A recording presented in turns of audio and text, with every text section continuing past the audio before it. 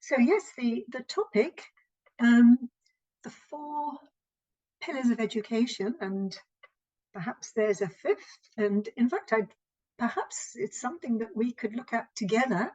It's not something that I can tell you, but when I was revising these 4 pillars a little while ago, I was starting to reflect on the fact that perhaps there is a need for a 5th one, to align us with today's world, which is actually a different world to that when living values education was created. So we're going back to 1995, I think, which was when it was created, and it coincided with a project with UNESCO that was organized by, now I'm just going to make sure I get this right, it was organized by the International Commission on Education for the 21st Century. And this was run by a gentleman called Jacques Delors. I'm in France at the moment, by the way, so I hope my accent is reasonable. And he, with a group of people within the commission, they put forward a report to UNESCO, and the report was called Learning the Treasure Within. And our international group at the time were very inspired by this report because it aligned very much with what we were aiming to do in the world. And the 4 pillars you will have seen on the flyer are learning to know, learning to do, learning to be, and learning to live together. Not necessarily in that order. And so Jacques Delors was really pulling together what the Commission felt was holistic education and the need for holistic education going into the 21st century. So an education that caters for every need of the young person, not just the academic need, which had been, so much the focal point of education in many countries up till then, and possibly still is in many parts of the world.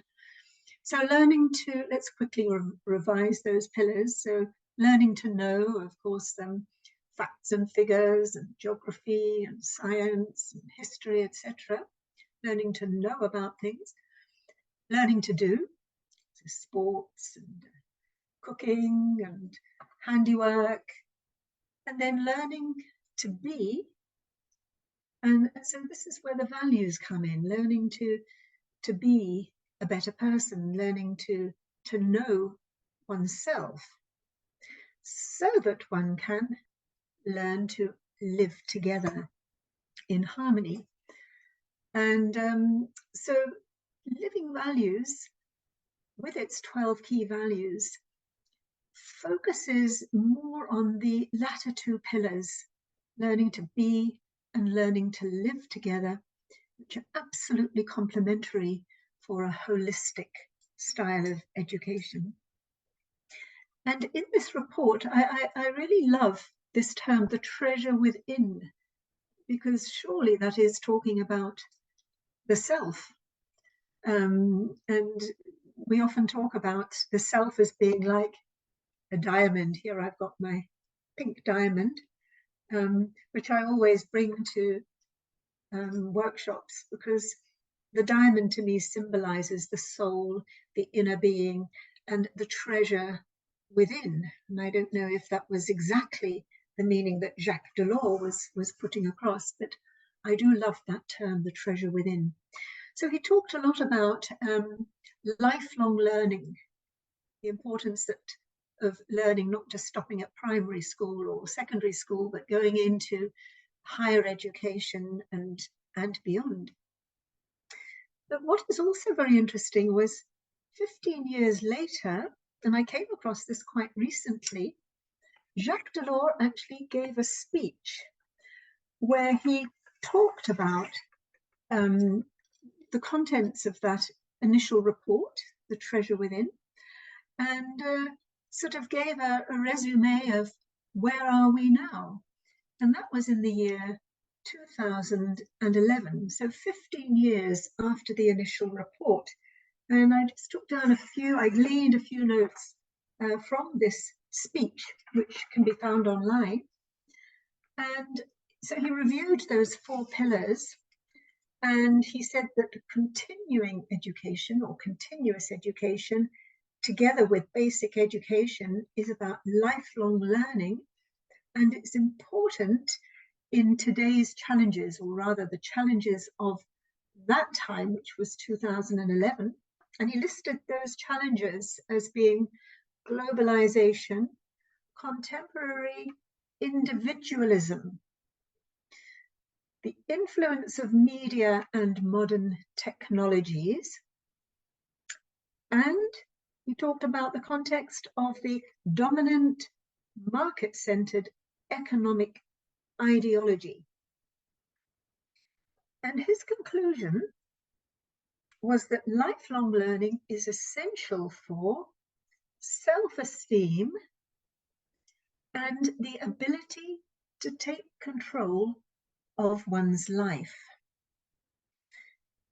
Now, those terms, perhaps self-esteem, had been mentioned in the original report, but this, I think, was quite a new idea, the ability to take control of one's life. And that is so much part of what living values education is all about. It's about not pushing down facts and figures and ideas into young people's minds. It's about drawing out what's already there, the wealth of knowledge and the wealth of all the treasures within. I think I can keep going back to that term.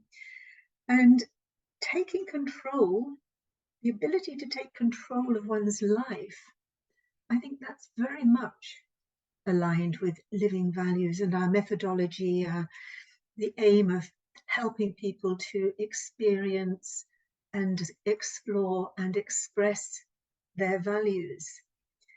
And I was wondering what Jacques Delors would say now, today, because we're now 13 years on. That was in 2011 when he said that, and now we're in 2024. I can hardly believe where the time has gone, but here we are. And I wonder what he would add to that list of challenges today. And I think those challenges, of course, are still very much there, but it does seem to be nowadays that those challenges have increased. And now we see on our television screens, if one can bear to watch our television screens anymore, we see the ravages of war and, and how that has spread to so many places. And we see, I would say, something that I think has cropped up more recently, is the developing lack of trust in leaders, in governments, and people are openly saying that quite often governments lie to us for their own interest, etc., etc. The world has become a very complicated place, and we sometimes just don't know what to believe in what we hear. And so, that conclusion from the second report about the ability to take control of one's own life within today's circumstances, I think is very, very relevant. But there was also a line in the initial report of 1996, which appeals to me as well. It's a beautiful report if you have time to read it. And there was a phrase in that initial report which talks about designing and building our common future. So designing and building our common future and taking responsibility for our own lives and integrating that personal responsibility into designing and building a new world. I think this is very much part of where education needs to be now, and where living values in its beautiful and quite unique way can really offer a lot of support and help in this respect. When we were thinking about this webinar a few weeks ago, in fact, the topic originally suggested had been resilience. And I was thinking that it's a sort of value, but it's more than a value. I think resilience is more like a life skill. And it's something that can be developed, might not be naturally within a young person, but something that very much needs to be developed for today's world, for living in today's world. And I would like to add to that, I was thinking, what are perhaps the components of this fifth pillar? And it would be a fifth pillar that actually supports the four that are already there. So resilience, I feel, needs to be in that pillar. The resilience of every human being to be able to survive and thrive the challenges that are being thrown at us. It's so easy for people to just escape and to just go into trying to find happiness and pleasure in all the many ways that people can do that, which become very ephemeral. So the second life skill that I would like to put into that pillar as a support, an extra support, would be discernment, would be helping. And of course, I'm sort of talking about helping others and teaching others, but I think the absolute jewel in the treasure within living values education is that we do talk about a lot about being role models, not just talking about it, but aiming to be that and inspire teachers to be role models of values. Values need to be alive, they need to be lived. And so to be role models of a character with resilience, and also to be a role model of someone who possesses discernment and who practices and develops discernment to be able to discern between truth and falsehood, to discern between what is right and what is wrong in every little action that I perform during the day, small and big. And to be able to help young people steer and navigate this ever-changing, ever more complex world around them. Don't they need the ability to discern, or I would say it's almost like a power, it's a tool, so that they can recognize what's wrong and what's right, what's true, what's false, what's good and what's bad, in all the inputs that are facing them, the influences around them. And I would say a third one, and we can look into this together, a third part of that fifth pillar, I feel, is forgiveness. I feel this is very much needed.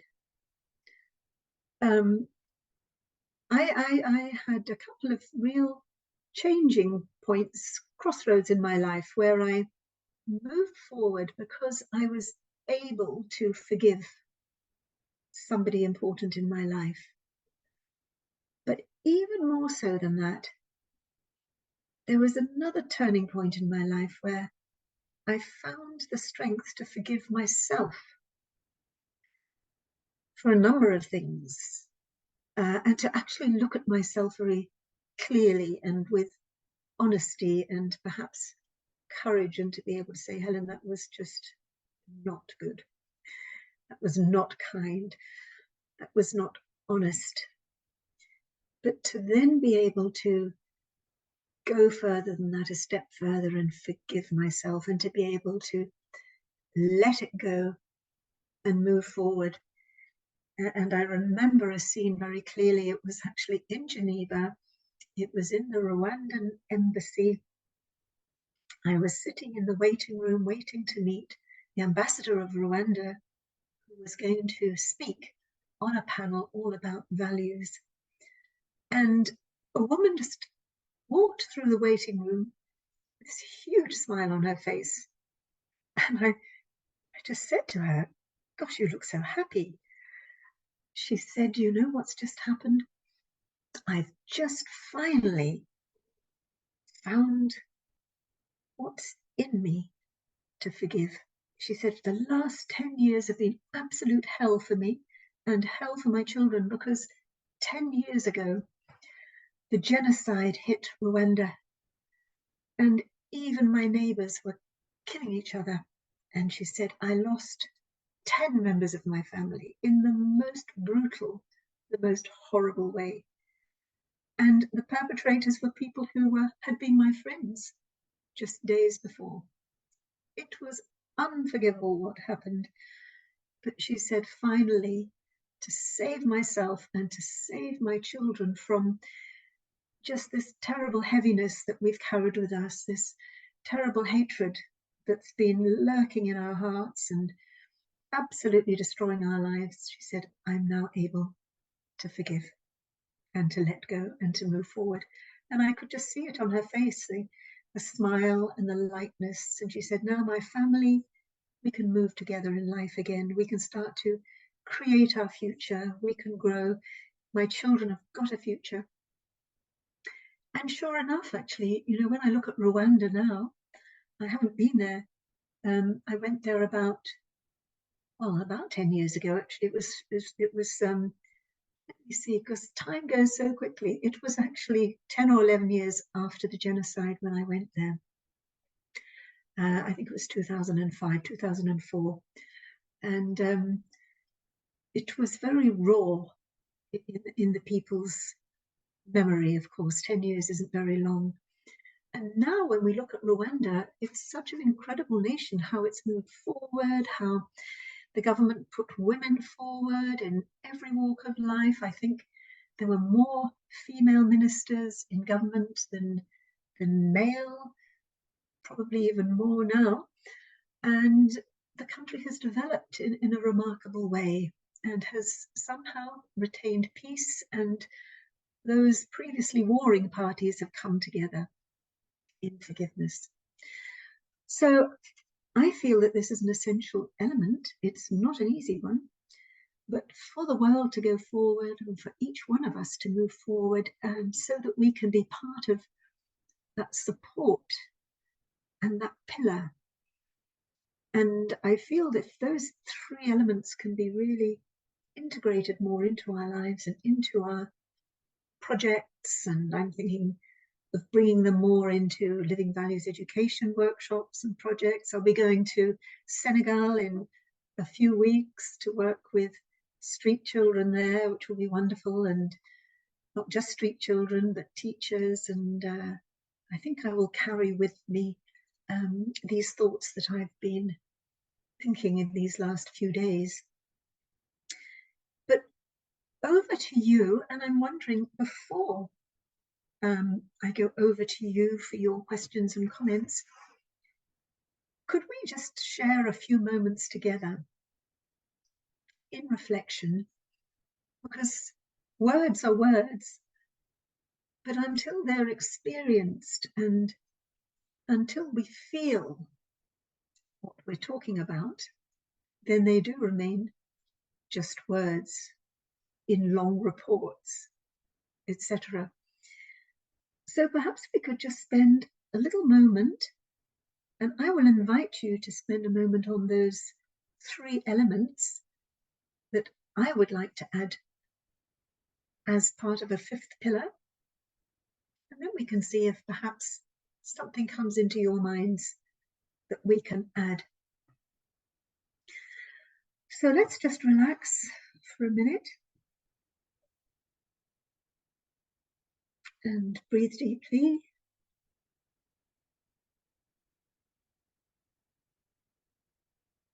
and consider the quality, the value of resilience in my own life, in my own situations.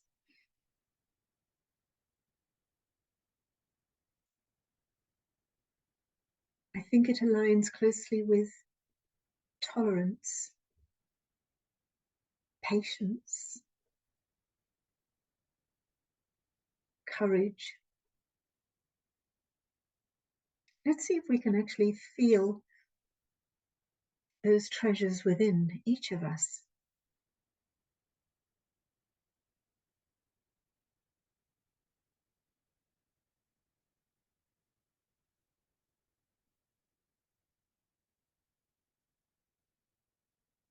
So that I can live them naturally in my daily life.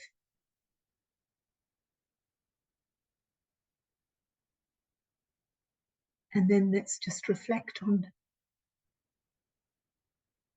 discernment. This is to do with a clarity within me, to be able to judge, to see truth from falsehood.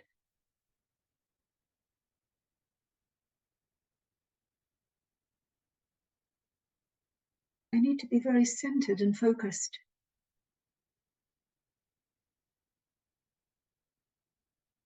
So that that strength, which I believe we all have anyway,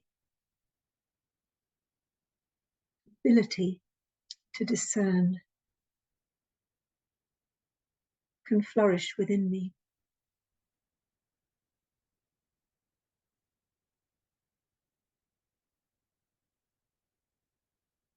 So holding on to that quality of discernment in me, clarity.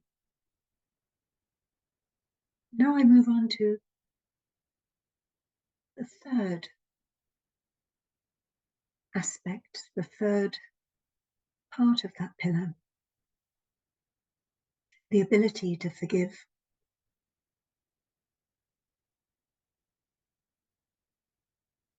Starting with me.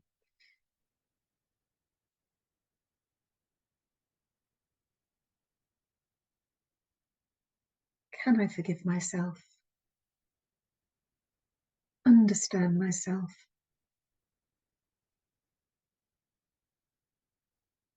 If I could have done better in the past, I would have done.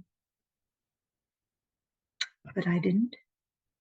And so now I can learn from that and move forward. And I feel that gives me a lot of strength to be able to do that. And it enables me to understand others more deeply, to see where they're coming from when they have done something which seems unforgivable.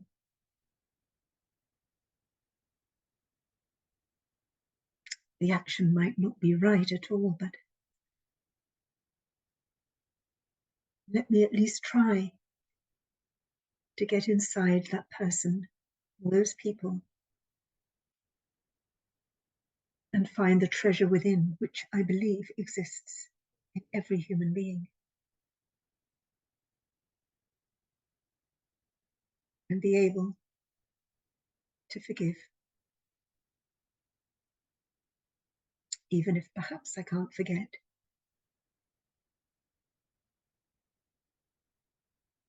And in doing so, it frees me of a lot of negativity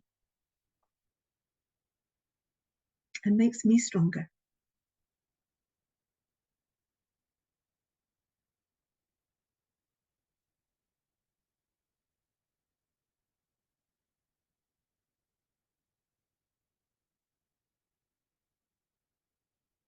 Okay, thank you very much for joining me in that. And I'd be just so interested to know what you thought, what you came up with, what you experienced in that reflection. And if you have any ideas to add to this fifth pillar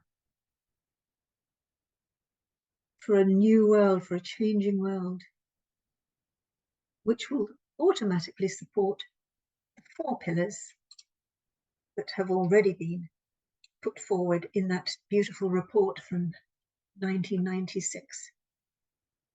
Just said, I mean, I used to live in Swaziland, in your region, and that's where I became familiar with this beautiful code of ethics, way of living called Ubuntu, which many of you know about, and of course Gladson knows a lot about as well. And what amazed me about Ubuntu is that there's a whole philosophy around it. People have written books about this beautiful values-based way of life. But your man in the street and the little people in the villages have never heard of the word, but they live it. It's so simple, as you say. It's just about being, and it's about following the example of role models in the family and in the schools, etc. And I think, although of course I've used a lot of words in my presentation, and I mean, that 5th pillar could just be silence. In fact, it could just be, but we've already got the 4th pillar is, or the 3rd pillar is learning to be. So I was thinking of sort of how to support it, but I think what you're sort of bringing out for me is the importance of experiencing. We often use in our workshops the 3 E's: explore, experience, and express the values or whatever's within you, which is a little bit like what Jeff came up with. I think we're all trying to find a vocabulary to describe something that's actually very subtle. I mean, values, this table in front of me, I can touch and feel and see, and but values, resilience, discernment, etc., cannot be seen or touched, but they are part of that treasure within. They're part of what we are. And so in living values, we strive to help people find a language based on values that they can use to express these deep inner feelings and to explore them. And, I would invite anyone in this group to have a really good look on our international website, which is given on the flyer that you've probably received. And there you will find, all sorts of beautiful materials, which are all sort of leading back to or directing us towards the treasure within.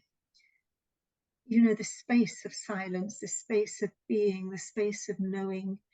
Children have it, don't they? I mean, when children are very, very young, they're just brilliant beings. They're so intuitive, they're so giving, so loving.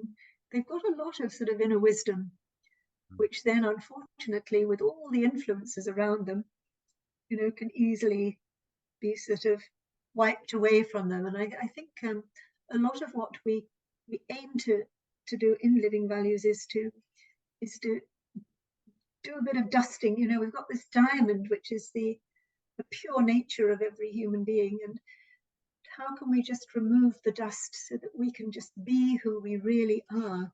And I think that's at the heart of living values education. And thanks for everyone for joining us, and just your presence being there. I'm very aware of that, and that's very supportive. And the comments that have come through have been very valuable. I'm not trying to sort of pretend that I know what the 5th pillar is, but I just felt that it's something to set us all thinking, and if we can continue perhaps to put our minds to that, if you want to, it's just an invitation. And if anyone comes up with more ideas, I think it would be lovely. And I'm sure many of our Living Values team would be very happy to integrate these new ideas into our trainings, into our activities. So please, please, please, continue to keep those thinking caps on, and share anything new, any new ideas that you might have with us. We would love to hear them.